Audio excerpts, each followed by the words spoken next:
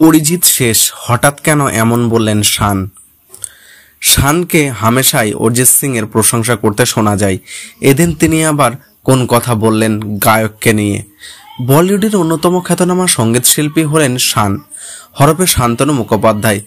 তিনি মাঝে মধ্যেই অরিজিৎ সিং এর প্রশংসা করে থাকেন, কিন্তু এদিন কেন বললেন অরিজিৎ সিং শেষ? নেপথ্যে রয়েছে কোন কারণ? শান এদিন একটি সাক্ষাৎকারে জানান, ভারতীয় সঙ্গীতের ধারা বদলাচ্ছে। একজন সঙ্গীত শিল্পীকে আর অপেক্ষা করে থাকতে হয় না ছবিতে গান গেয়ে খ্যাতি অর্জন করার জন্য। প্লেব্যাক করলেই যে বিখ্যাত হওয়া যায় সেই ধারণা অনেকটাই পাল্টাচ্ছে বলে মত তার। একই সঙ্গে জানান, এই যুগটা এখন অনেক বেশি র্যাপারদের, বাদশা, নেহা কক্কর, গুরু এদের দাবি করেছেন শান।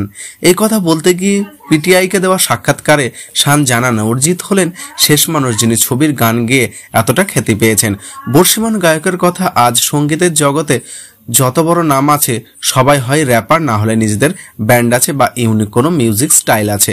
অরিজিৎ সিং শেষ মানুষ যিনি ফিল্ম মিউজিক থেকে খ্যাতি পেয়েছেন, কিন্তু এখন অধিকাংশ গায়ক তাদের অ্যালবামের গান থেকেই খ্যাতি পায়।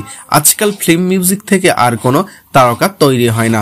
প্রসঙ্গত শান তার গোটা কেরিয়ারে বহু হিট গান উপহার দিয়েছেন। তার গাওয়া একাধিক ছবির গান আজও জনপ্রিয়। এর মধ্যে অবশ্যই উল্লেখযোগ্য মুসু মুসু হাসি, ও লড়কি হ্যায় ক্যা হায়, চান্স ফারিশ, জব সে তেরে নয়না ইত্যাদি। তবে 51 বছর বয়সে এসে তিনি তার কেরিয়ারের নতুন অধ্যায় শুরু করেছেন। এখন গায়ক হওয়ার পাশাপাশি তার পরিচয় তিনি অ্যারেন্স বা রেডিও জকি।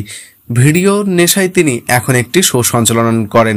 শান এদিন সাক্ষাৎকারে জানিয়েছেন, গত 10 থেকে 15 বছরে বলিউডে আমার সঠিক ব্যবহার করতে পারেনি, কিন্তু স্রোতের সঙ্গে ভেসে চলতে হয়, তাই আমি এখন আমার শিল্পকে আর উন্নত করার মন দিয়েছি।